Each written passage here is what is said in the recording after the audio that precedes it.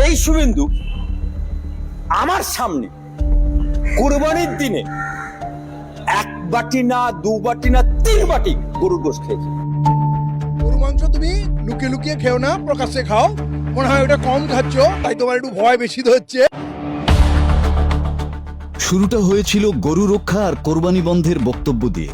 ভারতের রাজনীতিতে বারবার মুসলমানদের বিরুদ্ধে কঠোর অবস্থান নেয়া, ইসলাম বিদ্বেষী মন্তব্য করা আর ধর্মীয় উত্তেজনা ছড়ানোর অভিযোগে বহুবার আলোচনায় এসেছেন পশ্চিমবঙ্গের বিজেপি নেতা শুভেন্দু অধিকারী। কিন্তু এবার সামাজিক মাধ্যমে ভাইরাল হওয়া একটি ভিডিও ঘিরে তৈরি হয়েছে সম্পূর্ণ ভিন্ন এক বিতর্ক। এক বাটি না দু বাটি না 3 বাটি গরুর গোশত খেয়েছে। ভিডিওটিতে দেখা যায় যাকে এতদিন কট্টর হিন্দুত্ববাদী নেতা হিসেবে দেখা হয়েছে, সেই শুভেন্দু অধিকারী নাকি কোরবানির গরুর মাংস খাচ্ছেন। শুধু একবার নয়, একের পর এক বাটি সামনে নিয়ে খেতে দেখা গেছে তাকে। আর এই দৃশ্য সামনে আসতেই পশ্চিমবঙ্গের রাজনৈতিক অঙ্গনে শুরু হয়েছে তুমুল আলোচনা।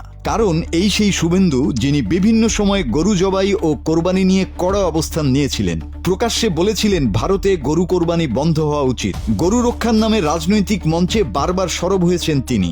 এমনকি মুসলমানদের বিভিন্ন ধর্মীয় আচার নিয়েও বিতর্কিত মন্তব্য করতে দেখা গেছে তাকে। আর তাই এবার ভাইরাল হওয়া ভিডিও ঘিরে অনেকেই প্রশ্ন তুলেছেন, তাহলে কি রাজনীতির মঞ্চের বক্তব্য আর বাস্তব জীবনের আচরণ এক নয়? যে নেতা প্রকাশ্যে কোরবানির বিরোধিতা করেন তিনিই কিনা ব্যক্তিগতভাবে গরুর মাংস খাচ্ছেন।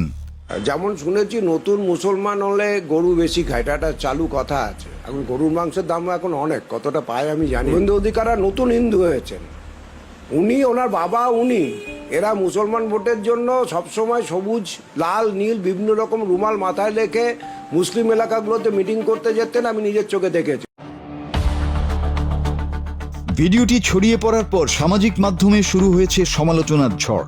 কেউ বলছেন এটা দ্বিচারিতা, আবার কেউ বলছেন ভোটের রাজনীতিতে সুবিধা নিতে ধর্মকে ব্যবহার করা হচ্ছে। এমনকি বিজেপির ভেতর থেকেও এ নিয়ে অসন্তোষের গুঞ্জন শোনা গেছে।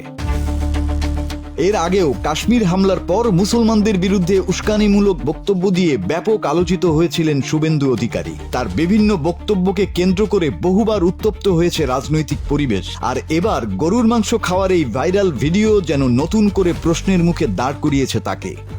এক বাটি না দু বাটি না 3 বাটি গরুর গোশত খেয়েছে।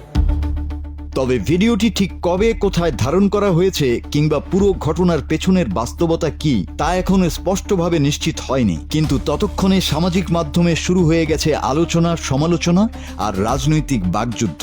গরু মাংস তুমি লুকিয়ে লুকিয়ে খেও না, প্রকাশ্যে খাও।